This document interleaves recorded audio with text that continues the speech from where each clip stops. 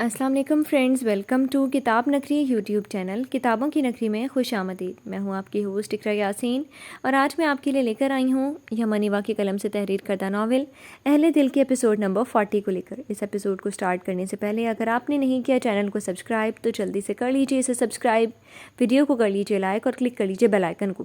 اب آتے ہیں جلدی سے قسط کی جانب۔ جری اور ہنا اگلے دن صبح کے 10 بجے تک ہی پہنچ گئے تھے۔ اماں کتنی ہی دیر غمزدہ سی ہنا کو سینے سے لگائی، سینے میں بھینچے خاموش تلاسا دیتی رہی تھی۔ ہنا کی آنکھیں نم ہو گئی۔ پہلی دفعہ شدت سے محسوس ہوا کہ اسے یہ بے لوث محبت اور خالص پن اپنی ماں سے نہیں ملا تھا کبھی۔ اس کی ماں نے اسے غم دیا تھا، اور یہ ماں اس غم پر اس کے ساتھ آنسو بہاتے خود بھی دکھی تھی۔ اماں جری اور ہنا کو اپنے قریب بٹھائے محبت سے بار بار چوم رہی تھی۔ جری کو ایسا لگا اس کا آدھا غم دور ہو گیا ہے۔ مسکرا کر اماں کی گود میں سر رکھتا آنکھیں موند گیا۔ سب گھر والے ان کے گرد بیٹھے باتیں کر رہے تھے، کسی نے بھی وہ ذکر نہیں چھیڑا جو انہیں تکلیف دیتا۔ بریہ اپنے کمرے میں تھی۔ ہنا کچھ دیر بعد اٹھ کر خود اس کے اوپر پہنچ کر ملی اور دل سے مبارکباد دی، مگر بریہ کے چہرے پر اسے خوشی نہیں ملی۔ ہنا کو حیرت ہو رہی تھی، اس پر اسے یقین ہو گیا کہ وہ بریہ کو نہیں سمجھ پائے گی۔ بہت خوش نصیب ہو بریہ، اللہ تمہاری خوشی سلامت رکھے۔ ہنا نے اس کا گال تھپ تھپا کر محبت سے کہا تو وہ منہ بسورتی سر نفی میں ہلا گئی۔ آپ کے ساتھ جو ہوا مجھے بہت افسوس ہے۔ آپ کی خوشی سلامت رہنی چاہیے تھی، مگر مجھے یہ بد دعا نہیں دی، مجھے بچہ نہیں چاہیے۔ بریہ کے اسپاٹ جملوں پر ہنا کا منہ کھولے کا کھلا رہ گیا۔ وہ کیا بول رہی تھی، اس نے بے ساختہ بریہ کے ہاتھ تھامے۔ بریہ، ناشکری مت کرو، میں بھی ایسے بولی تھی، شکر کرنے کی بجائے سوچا تھا کہ ابھی بچہ نہ ہوتا۔ دیکھو میرے ساتھ کیا ہوا، جب بچے کے لیے دل مان گیا تب سب چھن گیا۔ اب مجھے لگتا ہے میں خالی ہو گئی ہوں، بہت تکلیف میں ہوں، تم ایسے مت بولو۔ ہنا نے بڑی بہن کی طرح اسے نم لہجے میں سمجھایا۔ بریہ کے الفاظ نے اس کا دل دہلا دیا تھا۔ پھر تو مجھے ناشکری کرتے رہنا چاہیے۔ آپ نہیں جانتی کچھ، آپ کو یہاں صرف عزت اور محبت ملی ہے۔ چرار بھائی آپ پر یقین کرتے ہیں، آپ کے اوپر کبھی کسی نے انگلی نہیں اٹھائی۔ آپ کے بچوں کا یہاں سب سے الگ مقام ہوگا، مگر میرا کیس الگ ہے آپی۔ مجھے یہاں اماں اور دیدے کے علاوہ کوئی اچھا نہیں سمجھتا، مجھ پر شاہے کو یقین تک نہیں تھا۔ آپ کو کیا پتا یہاں میں کتنا مشکل وقت گزارتی رہی ہوں۔ میرے بچوں کو یہاں کبھی عزت اور محبت نہیں ملے گی، کیونکہ وہ بد کردار ماں کے بچے ہوں گے۔ وہ بھیگی آواز میں بول رہی تھی۔ ہنا اس کے الفاظ پر گنگ رہ گئی۔ ہاں کچھ واقعات کی تو وہ بھی گواہ تھی، یہ بات تو وہ بھی مانتی تھی، شاہے بہت غسیلہ تھا۔ وہ بے خبر تھی شاہے بریہ کے لیے کتنا دیوانہ تھا، اسے وہی پتہ تھا جو اس نے دیکھا تھا۔ یہ ناول آپ کتاب نگری یوٹیوب چینل پر دیکھ رہے ہیں۔ اس نے آگے بڑھ کر بریہ کو سینے سے لگا لیا تھا۔ کچھ اپنا غم ہلکا کرنا تھا، کچھ اس کا غم بھی بانٹنا تھا۔ بریہ، تمہیں دیکھ کر کوئی بھی بتا سکتا ہے کہ تم معصوم ہو۔ تم بدتمیزی کرتی ہو، چیختی ہو تو تمہارے لہجے میں تکلیف ہوتی ہے۔ کون پاگل تمہیں بد کردار کہے گا؟ تم مجھے بہت عزیز ہو، بہت پیاری ہو تمہارا غصہ اتنا بے ضرر ہے جسے کوئی بچہ ناراض ہو۔ ہنا اسے سینے سے لگائے محبت سے سمجھا رہی تھی۔ بریہ کو اب آہستہ آہستہ چاہنے والوں پر یقین آنے لگا تھا۔ اماں اور دیدے کے بعد ہنا پر بھی یقین کر گئی۔ اس کے سینے سے لگی وہ آنسو بہا رہی تھی، اور ہنا اپنا غم بھولے اسے دلاسا دے رہی تھی۔ وہ ذرا سا سنبھلی تو بار بار ہنا سے وہ وجہ پوچھنے لگی جس سے ہنا کا ابارشن ہوا۔ اس کے سوال کا مقصد ہنا جانتی تھی، مگر پھر بھی وہ خفت زدہ سی یہاں وہاں کی باتیں کرنے لگی۔ مگر بریہ کا مسلسل وہی ایک سوال اسے پریشان کر گیا۔ دوپہر کے کھانے کے لیے دیدے نے ہنا کو بلایا تو وہ جان چھوٹ جانے پر جلدی سے اٹھ کر نیچے چلی گئی۔ پیچھے بریہ مایوس سی ہو گئی۔ ہنا کے ساتھ کیسے ہوا وہ سب؟ اس کے ساتھ کیوں نہیں ہو رہا؟ وہ بال مٹھیوں میں پھنسائے سوچ میں مبتلا تھی۔ شاہد دوپہر کے وقت دیدے سے کھانا ڈلوا کر اوپر کمرے میں پہنچا۔ بریہ کسی گہری سوچ میں گم تھی۔ کھانا کھا لو بریہ، بیڈ پر اس کے سامنے شیٹ بچھا کر کھانا رکھتے ہوئے وہ بولا۔ وہ ناک چڑھاتے رخ پھیر گئی۔ اس کے ارادوں میں سب سے بڑی رکاوٹ تو خود شاہد تھا، جو اس کے ہاتھ پاؤں باندھ چکا تھا جیسے۔ مجھے بھوک نہیں ہے، وہ صاف انکار کر گئی۔ میں نے پوچھا نہیں ہے، اٹھو اور ہاتھ دھو کر آؤ، بلکہ منہ بھی دھو لو، اتنی بری شکل بنائی ہوئی ہے، بال بھی کھلے ہوئے ہیں، اپنی حالت دیکھو ذرا۔ شاہد نے اس کے انکار پر سنجیدگی سے جواب دیا۔ بریہ کا پہلے سے بنا منہ مزید بگڑ گیا۔ تمہیں اتنی بری لگ رہی ہو تو مت دیکھو، وہ اپنے مخصوص تیز لہجے میں بولی تھی۔ شاہد نے سر نفی میں ہلا کر کھانا کھانے لگا۔ اس سے بہتر یہ نہیں ہے کہ تمہارا حلیہ خود محنت کر کے بدل دوں اور تمہیں اپنے لیے سجا کر سامنے بٹھا کر دیکھوں۔ کچھ توقف کے بعد وہ مسکراتے ہوئے بولا تو بریہ نے ناسمجھی سے اسے دیکھا۔ وہ یہ کیا بول رہا تھا؟ شاید پاگل ہو چکا تھا۔ شاہد نے بریہ کی یوں ہی ڈھٹائی سے بیٹھے رہنے پر کھانا ایک طرف کیا اور اس کا بازو پکڑ کر کھڑا کرتے ہوئے اسے باتھ روم میں لے جا کر شاور چلاتے ہوئے نیچے کھڑا کر دیا۔ بریہ پانی میں بھیگتی غصے سے اسے دیکھ رہی تھی۔ وہ اس کے لیے الماری سے کپڑے نکال کر باتھ روم میں ہینگ کر کے باہر نکلا اور دروازہ بند کرتا ہولے سے ہنس پڑا۔ وہ لاتوں کی بھوتی باتوں سے مانتی نہیں تھی۔ شاہد سکون سے بیٹھ کر کھانا کھانے لگا۔ مکس سبزی کے ساتھ چٹنی اور سلاد تھا۔ تندور کی گرم تازہ روٹی اب کچھ ٹھنڈی ہو چکی تھی۔ اس نے کھانا کھا کر لسی کا گلاس لبوں سے لگایا۔ بریہ نہا کر باہر نکلی تو ٹھنڈے پانی کی وجہ سے کپکپا رہی تھی۔ شاہد نے اٹھ کر پنکھا بند کر دیا۔ جتنی وہ کمزور ہو چکی تھی، پنکھے کی ہلکی ہوا میں بھی اسے ٹھنڈ لگنے لگی تھی۔ وہ جلدی سے تولیہ اٹھا کر اس کے گیلے بالوں پر لپیٹ کر اس پر چادر پھیلا گیا۔ تم واپس چلے جاؤ، میری زندگی اجیرن کر دی ہے تم نے۔ بریہ چیخنا چاہتی تھی مگر آواز کپ کپا گئی. بیڈ پہ بیٹھتی اس سے رخ پھیر گئی. اوکے سوری، لیکن ایک بات تو مانو گی، اب فریش فیل کر رہی ہو نا؟ شاہ کھانا سامنے رکھ کر نوالا بناتے اس کے ہونٹوں سے لگا گیا. وہ رخ پھیر گئی. بریہ مجھے تنگ مت کرو، کھانا ٹھنڈا ہو گیا، اگر تم نے اپنا کھایا تو میں زبردستی کھلاؤں گا. وہ سنجیدگی سے اسے گھور کر بولا اور اس کے منہ میں زبردستی نوالا دیا. وہ خفگی سے اسے دیکھنے لگی. مجھے یہ سالن نہیں پسند. بریہ کی آواز میں غصے سے بھرا گئی تھی. وہ ضدی انسان اسے ہر معاملے میں بے بس کر رہا تھا. اوہ، پھر کیا کھاؤ گی؟ مجھے بتاؤ، میں لا دیتا ہوں، وہ نرمی سے پوچھنے لگا. بریہ چادر سے اپنا بھیگا ہوا چہرہ رگڑ رہی تھی. اس کے سوال پر رک گئی. مجھے ابھی ٹھنڈ لگ رہی ہے، پہلے میرے بال خشک ہو جائیں پھر کھاؤں گی، اور مجھے آملیٹ کھانے. وہ ٹانگیں سیدھی کرتی خود پر چادر ٹھیک کرتے ہوئے تفصیلی جواب دے رہی تھی. شاہ نے خاموشی سے برتن اٹھائے اور کمرے سے نکل گیا. بریہ اس کے جانے پر چادر خود سے ہٹا گئی. واقعی فریش سا محسوس ہو رہا تھا. اس نے گیلے الجھے بالوں کو ایک طرف کر کے گیلی ہو چکی پشت کو ونڈو کی طرف کیا تاکہ ہوا سے خشک ہو جائے.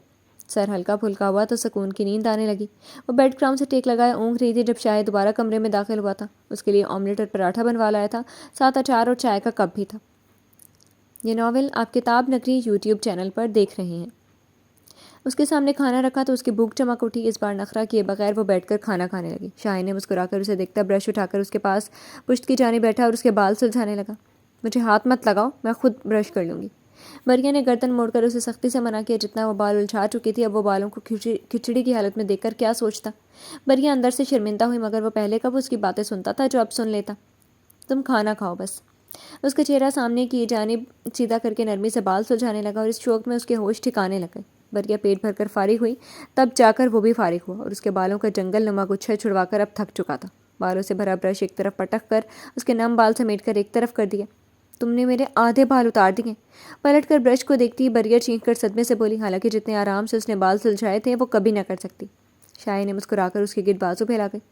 اچھا اتر گئے، تم تو ویسے بھی نہیں سنبھال سکتی. آج میں زبردستی گیلا نہ کرتا تو تم نہ جانے اور کتنے دن ان بالوں کو میلا اور الجھا ہوا رکھتی. اس کے بالوں میں چہرہ چھپا کر وہ گہرا سانس بھر کر نرمی سے بولا. بریہ اس کی بات پر خیفت زدہ ہوئی. تم واپس چلے جاؤ. اس کے حصار سے نکلنے کی کوشش میں ناکام ہو کر اب کچھ اور نہ سوچا تو غصے سے اسے واپس جانے کا بولنے لگی. آج واپس چلا جاؤں گا. اس کے سر پر گال ٹکائے وہ اسے خود میں سمیٹتا سکون سے مسکرا کر بولا. بریہ اس سے خود سے دور کرنے میں ناکام ہو کر خاموشی سے چائے پینے لگی. ویسے میں جانتا ہوں میرے جانے کے بعد اماں بہت خیال رکھیں گی، لیکن پھر بھی بریہ پلیز اب سمجھدار ہو جاؤ. اپنا خیال خود رکھا کرو. ایسے رف رہ کر بھی طبیعت بیزار ہوتی ہے. فریش رہا کرو. اس کے بالوں میں انگلیاں چلاتے ہوئے وہ بے چارگی سے بولتا اس کے سر کو لبوں سے چھونے لگا. بریہ اس کا لمس اپنے بالوں پر محسوس کر کے سمٹ گئی. میں جیسی ہوں ٹھیک ہوں. تمہیں میں کسی بھی حال میں نہیں پسند، اور ویسے بھی تم چاہتے ہوئے یہ دماغ میں رکھ کر جانا اگلی بار آؤ گے تو یہ خوشی نہیں رہے گی. وہ چائے کا کپ رکھ کر برتن دور کرتی مزے سے بول رہی تھی. شاہ کا حصار بے ساختہ ٹوٹا.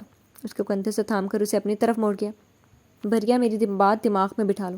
اگر تم نے خود کو کوئی نقصان پہنچایا تو میں تمہیں بتاؤں گا کہ میری سختی کیا ہے. تمہارے ساتھ ہمیشہ نرمی سے پیش آیا ہوں. تم نے میری سختی ابھی دیکھی ہی نہیں ہے. اس کے کمر کے گرد بازو پھیلا کر جھٹکے سے اسے اپنے قریب کرتا سنجیدگی سے بول رہا تھا. بریہ اس کے سخت لہجے اور انداز پر ایک پل کے لیے اندر سے سہم گئی تھی. تم میرے ساتھ زبردستی نہیں کر سکتے. ہر بار تم یہی نہیں کر سکتے. میری زندگی تمہاری مرضی کے محتاج نہیں ہے. اس کے کندھوں پر ہاتھ رکھ کر بریہ نے خود کو دور کرنے کی کوشش کی. اس کا لہجہ شاہ کی سختی پر لڑکھڑا سا گیا تھا. چاہے جتنا خود کو بہادر ظاہر کر لیتی مگر اب بھی وہ شاہ کے غصے سے ڈرتی تھی. غصہ بھی ایسا جسے وہ اپنی نرمی کہہ کر مزید ڈرا گیا تھا. تم میری ہو اور یہ بچہ بھی میرا ہے، تو یاد رکھو اپنی زندگی میں جو مرضی کرنا چاہتی ہو کرو، مگر جو میرا ہے اسے کوئی بھی نقصان پہنچا تو میں بھول جاؤں گا کہ تم کون ہو اور کیا تعلق ہے ہمارا. شاہ نے سنجیدگی سے باور کروایا اور اس کے گرد حصار مزید تنگ کیا. اس کے بالوں میں ہاتھ الجھا کر اس کا چہرہ اپنے سامنے کرتے ہوئے اس پر جھک گیا. بریہ بڑی بڑی آنکھوں میں ہراس لیے اسے دیکھ رہی تھی. عجیب حاکم مزاج انسان تھا. اس کے وجود پر قبضہ کیے اسے اس سے دور رہنے کی تاکید کر رہا تھا. دھمکا رہا تھا کہ وہ خود کو بھی نقصان کی غرض سے نہ چھوئے. یعنی وہ خود پر کوئی حق رکھتی ہی نہیں تھی. یعنی اس پر پورا حق صرف شاہ کو ہی تھا. شاہ اسے خود میں چھپاتا اچھے سے باور کروا گیا کہ وہ خود نہ بھی ہوا تو بریہ ایسا ویسا کچھ کرنے کا سوچ بھی نہیں سکتی تھی. یہ ناول آپ کتاب نگری یوٹیوب چینل پر دیکھ رہے ہیں.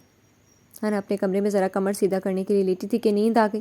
آنکھ موبائل پر آتے کال پر کھلی. اس نے موبائل اٹھا کر دیکھا تو اس مسز سمرا کی کال تھی. اس نے سنجیدگی سے کال اٹینڈ کی.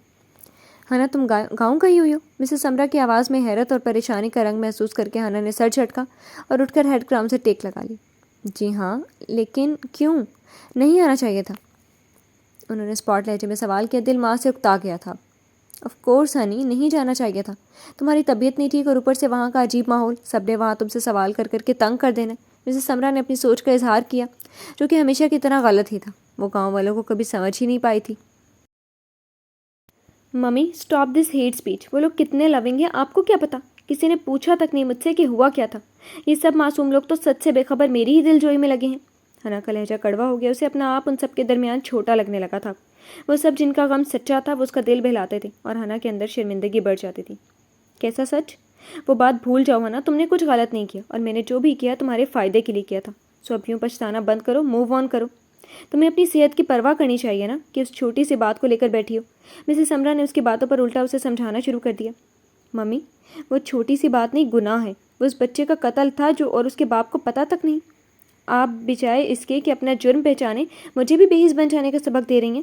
آئی مسٹ سے کہ آپ ہارٹ لیس ہیں، آپ ہمیشہ سے ایسی تھی، اور مجھے یہاں سکون سے کچھ وقت گزارنے دیں پلیز۔ حنا نے شکایتی لہجے میں کہتے ہوئے کال کاٹ دی۔ آنکھیں بھر آئی تھیں، ان کے شرمندہ نہ ہونے پر اپنا نقصان کا احساس شرمندگی سے شدت سے ہونے لگا تھا۔ کس بچے کا قتل حنا؟ چرار کی آواز پر اس نے جھٹکے سے سر اٹھایا، وہ جو ابھی عصر کی نماز پڑھ کر لوٹا تھا، حنا کی باتوں پر دل برداشتہ سا سوال کر رہا تھا۔ وہ بوکھلا کر کھڑی ہو گئی۔ کوئی نہیں، میں تو بس کسی اور کی بات۔ حنا نے اس کے ہاتھ تھام کر بات بنانے کی کوشش کی۔ میں سچ سن چکا ہوں، پلیز مجھے ایک بار تمہارے منہ سے دوبارہ سننا ہے۔ تم میرے بچے کی بات کر رہی تھی نا؟ اس کے ہاتھوں میں سے اپنے ہاتھ نکال کر سوال کرنے لگا۔ پہلی بار ایسا ہوا تھا، اس نے حنا سے ہاتھ چھڑوا لیا۔ اس کا انداز اجنبیت سے بھرا ہوا تھا۔ حنا کا دل ڈوب گیا۔ جرار دراصل میں اس کے انداز اور سوال پر لڑکھڑا گئی تھی۔ جرار کا چہرہ خطرناک حد تک سنجیدہ ہو چکا تھا۔ حنا میرے بچے کی بات تھی نا؟ اس کے کندھوں کو تھام کر وہ سختی سے پوچھنے لگا۔ جی میں آپ کو سب بتاتی ہوں جرار، پلیز غصہ مت ہوں۔ حنا اس کے لہجے پر گھبرا رہی تھی، خواب سے اس کے آنسو بہہ نکلے تھے۔ Shut up, just shut up this melodrama. Hina کیا بتاؤ گے مجھے، یہ کہ کس ہاسپٹل میں کس ڈاکٹر کو کتنا پیسہ دے کر تم نے مجھ سے میری خوشی چھینی، یہ بتاؤ گی مجھے؟ وہ غصے سے دھاڑا۔ حنا سہم کر پیچھے ہوئی، وہ شدید غصے میں تھا، اتنا کہ آنکھوں میں جیسے حنا کے لیے اب کوئی پہچان ہی نہیں بچی تھی۔ میں نہیں جانتی تھی، ممی نے روتے ہوئے وضاحت دیتی، اس کا ہاتھ تھامنا چاہ رہی تھی۔ چرار نے اس کے ہاتھ جھٹک کر فاصلہ قائم کیا۔ تمہاری ممی نے وہ سب کیا اور تم انجان تھی؟ مذاق کر رہی ہو نا، تم یہی چاہتی تھی نا؟ تمہیں میں نے روکا بھی تھا، سمجھایا تھا ایسا سوچنا بھی مت۔ تمہیں اندازہ بھی ہے کتنا اذیت میں رہا ہوں تمہارے لیے، میں نے ظاہر نہیں کیا مگر۔ دکھ سے بولتے بولتے وہ رک گیا، لب بھینچ کر حنا کو دیکھا۔ خیر میں تمہیں کیوں بتا رہا ہوں، تم جو چاہتی تھی وہ تمہاری ممی نے کر دیا۔ Now you must be happy. تم نے اتنی بڑی بات مجھ سے چھپائی، اتنی بڑی خوشی چھینی ہے مجھ سے، مان توڑا ہے تم نے میرا، کہ ساری محبت اور سب ذمہ داریاں میرے حصے میں تھیں حنا۔ تمہارے لیے تمہارے اس عالیشان گھر میں رہا ہوں جہاں گزری ہر رات مجھے مشکل لگتی تھی، بے چین رہتا تھا، تمہاری وجہ سے یہاں آنا کم ہو گیا، شائع پر برڈن ڈال دیا، اس الگ گھر کا کرایہ اور سب خرچ وہ اب اکیلا اٹھا رہا ہے، اور یہاں بھی وہ خرچ دیتا ہے تاکہ میں تمہیں خوش رکھ سکوں بس۔ میں تمہاری خاطر بے حس بنا ہوا تھا، ہر طرف سے منہ موڑ لیا، تم نے مجھے بدلے میں یہ سلا دیا، تمہاری ماں نے میرا بچہ مار دیا، تم یہ بات چھپا گئی۔ وہ صدمے سے نڈھال ہو رہا تھا، چہرے پر ہاتھ پھیرتا نادیدہ پسینہ صاف کرنے لگا۔ وہ خود پر خود غصہ ہو رہا تھا، آنکھیں اچھی خاصی نم ہو چکی تھی۔ جرار ایسا نہیں ہے، حنا کا خوف بڑھ گیا، وہ جرار کا یہ روپ دیکھ کر بری طرح گھبرا گئی تھی۔ ایک لفظ اور نہیں، جرار نے اسے غصے سے روک دیا۔ ایک تپتی غسیلی نگاہ اس پر ڈال کر وہ تیزی سے پلٹا اور کمرے سے نکل گیا۔ حنا وہیں کھڑی رہ گئی، وضاحت ادھوری رہ گئی تھی۔ اس نے کیوں چھپایا جبکہ وہ مجرم ہی نہیں تھی؟ بتا دیتی تو وہ غم میں شریک ہوتا، کبھی اسے نہ الزام دیتا۔ چھپا گئی، غلط کیا، مجرم تھی اور اب سزا جھیلنے سے ڈر رہی تھی۔ جی تو فرینڈز، کیسی لگی آپ کو آج کے ایپیسوڈ؟ کمنٹ سیکشن میں ضرور بتائیے گا۔ پھر حاضر ہوں گے نیکسٹ ایپیسوڈ کے ساتھ، تب تک کے لیے اجازت دیجیے۔